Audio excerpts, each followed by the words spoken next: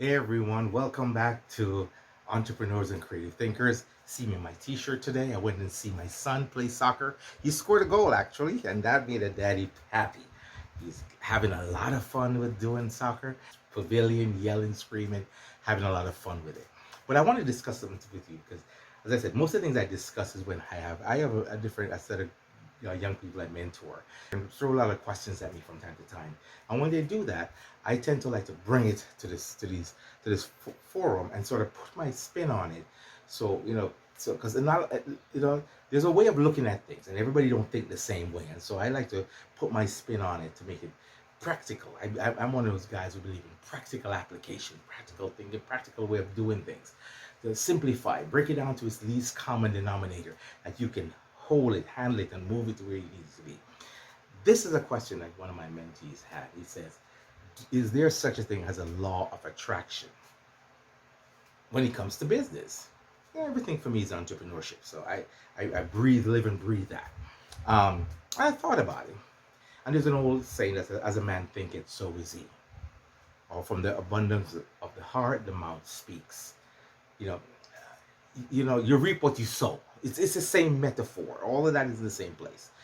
You can't expect to do people bad things and expect a lot of good things to come in you. You can't afford to put out bad energy and expect all type of great things to happen to you. You have to change your thinking. You got to learn the law of gratitude. You know, give and it will be given back to you. This system is not rocket science. It's not foreign. It's not new age. It's just life. You know, some people need to take it. Oh, it's a new age philosophy. Is this thinking? No, it's life. You know what I mean? If I see someone that needs help, I want to help. But the mere fact I help, that energy of helping puts it out there. And when I need help, someone help me. My mom once told me years and years ago, I'm one of five boys. My mom has all boys, no girls. And I'm the first one. And I remember having a conversation with her about this idea. And she's hard working lady. She's working hard always. My mom is forever working for me, I remember. And we were talking about how people treat each other and how they handle situations. And she was telling me about experience on her job, how they looked down at her because she took a salary, she took an increase in pay way, way, way back when. It was not much. But the mere fact she took it, some of the other employees looked down on her because they felt that by taking it, um, didn't allow them to get a higher pay because they were boycotting taking the position because they wanted to force the owner to pay more money. And my mom wasn't aware of all that they were doing, but the position was posed to her and she took it. And she made this comment to me when the whole episode came down, everybody was arguing about the whole thing. She said, you know something? She said, I am kind to people, not because I'm looking for people to be kind back to me. She said, the reason I'm kind to people and helpful, because it's in my nature. And furthermore, she said, I have five sons, and they're all out in the world. And she said, I pray that the good I do for someone here, although it might not come back to me, to her, it's directly, she said, I pray that those good I sow will come back to my five children. The idea is that, you're not in the game alone. Whatever you do might not fall back on you, but it might fall back on your kids. So if you're going to attract the right things in your life, do the right things. If you want success, position yourself for success. See yourself successful. Figure out what you need to do to get you from point A to point B. You might not be where you want to be right now, but on the journey of life, if you already have a destination in mind and the destination is success, then the question is, how are you going to get there? Let's take this a little weird way. A lot of people define success differently. And let me tell you how I look at it. Success for me is not about how many millions of dollars you have in your life, in your bank account. Success is that person who said when they were young, I want to be a teacher when I grow up. And they went through all the basic trainings and the certifications they need to get to the place that they are now a teacher. They're living that dream. That's success. Success is a guy who says to me, I want to own my own business. And one day he starts a lawn care business because he likes the idea of designing lawns and landscaping and stuff like that. And now he has a business with hire 10 people working for him. He's successful. Success is a guy that says, I want to work into a bank. I want to, and he went to school, studied, get whatever necessary certifications he needed, and eventually find himself working in the position in which he dreamed about when he was young. That, for me, is success. Because you can have $1 million in the bank, and because you did not take care of yourself when you were growing up, health becomes your problem. You could have $1 million in the bank because you didn't treat people right. You were mean to them. You look down and take advantage of them. Guess what? You have $1 million, but you're by yourself. And everybody around you try to take advantage of you because that's the energy you put out. So when you start to define these different things of success and the laws of attraction, I always tell people step back. I'm always just telling people step back and do a self-examination of who you are. I ask them, what do people think about me? This is one of the things I tell people. If you want to really figure out where you're going in this situation, ask 5 of your friends to be honest with you and tell you what their opinion of you is. Without no reservation, you won't feel bad if they say negative things. You won't feel bad if they say things that surprise you. You want them to be honest with you because you're on a journey of self-discovery to change who you are, to become the man or woman you want to be. So you put it out there. And sometimes you might be very surprised at what some of them come back and tell you about who you are. Because you might say to yourself, then, man, why are you my friend if you think I'm this type of person? Well, they're hoping that, they see some of the good. You might have 1 speck of good in you and 9 speck of bad things. But the point is that they still see the good in you and want to be a part of the change that makes you the better person. So that person is investing in themselves. And there's reason why people connect to people. They might have been around you from 3rd grade, and they accept you for who you are with all your flaws and shortcomings and everything. That's okay. But sometimes what happens, some of our bad habits and bad ways of doing it, is the very thing that's holding us back from getting the blessing we're looking for the opportunities and the doors to be open for you. Is you who's putting out that aura and that karma that people look at you and says, I don't want that work with that person. Look at how he talks to that person.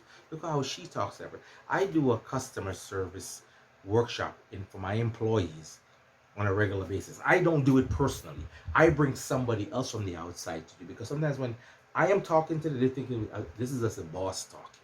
It's okay. I bring a professional from outside to come in and talk about customer service, how you talk to each other as employees, how you talk to your customer, how your customers see you when they walk into the business, and see how you're relating to other people and stuff like that.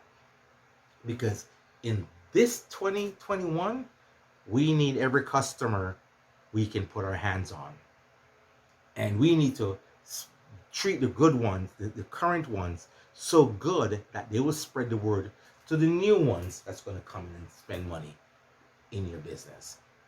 So you have to be conscious of those things. So when you talk about the laws of attraction, you're going to ask yourself, what is attracting? What are you attracting? What are you trying to achieve? What are you trying to attract? Are you trying to change who you are? Are you trying to become a better person? Some people, I've been somewhere before and I heard a man talking to his wife in such a, I never expected that from him, because when I'm out in the workplace and I see him, and in a work environment, he's totally different. But when I came upon him and heard him talking to his wife, I was blown away by it, because I'm like, wow, this is somebody you're married to. This is supposed to be one of the jewels in your crown, something as a man you should protect and cherish and take care of. And if you're going to be verbally abusing her the way you're doing it, then I'm not sure I want to do business with you, because it's not going to play. And funny enough, my staff and him we have a little tension going on. I could sense they were not too happy with the way he does things and say, and I started to see now where they were coming from, because I didn't believe them when they were saying it, because I didn't see that side of that person. And when I saw it, I'm like, I can lose this business and I'll be okay, because he's sending the wrong message and the wrong vibe out, and the people around me are going to pick it up, and it's going to become confrontational and send out the wrong energy around. So, I didn't cut him off with a customer. Let's not say that. I didn't do that. But I approached him differently. And I exposed this situation because when he realized I saw what he was doing with his wife, he sort of like dragged himself up because that's not the part of him that he wanted anybody to see. Now, make a long story short, they eventually got divorced. And the key for the divorce was that very same thing. The different types of verbal abuse that she had to endure with him. When everybody had a work environment think he was such a great guy and he had money and everything. But they found out certain things about his character on a different level. Like you can now see that this end result was foretold and was going to happen eventually because of the seeds he was sowing. The law of attraction is simple. You reap what you sow. 1. Check your heart, because it says out of the abundance of the heart, the mouth speaks. So you have a negative disposition. You never had anything positive to say to anyone. You never have an encouraging word to give to someone. You're not helpful. Don't expect to attract all these awesome, great things around you, and then still be a jerk in the process. It's not going to work out in the long run. I've seen a lot of that happen, end up with money, and jerks end up losing it. I prefer to be a person that's healthy and loved by the people, my family, and the people around me, and respected by my community, and have $1 billion in my bank account. Now, a person like that is never poor. Let me say that up front. A person with those characteristics are never poor, because the type of energy he puts out and what he does, people always want to do business with that person. They want to be around that type of person. They want to engage with that type of person. They want to know what makes that person tick. They want to know what's in that person's head. So they too can get the same result that person is getting. They're willing to make these minor adjustments that they can be happy at home. I'm married with a wife and 3 kids. We've been married 16 years. My wife and my kids are my best friend. Anywhere you see me, you see them. I enjoy their company all the time. And then I bring them to work with me. I do all the type of stuff. Get my kids exposed to the business and teach them entrepreneurship and stuff like that. Because I want to set that atmosphere for them. So when they start out in the world, they're going to be able to flourish and grow because they're putting good seeds out. They're not sowing thorns within the flowers. You're making everything created around them properly. You can't attract good things if you're putting out negative things. You can't expect to attract. You people going to sit down and say, "Oh, you can do this and you get, you attract money, energy." No.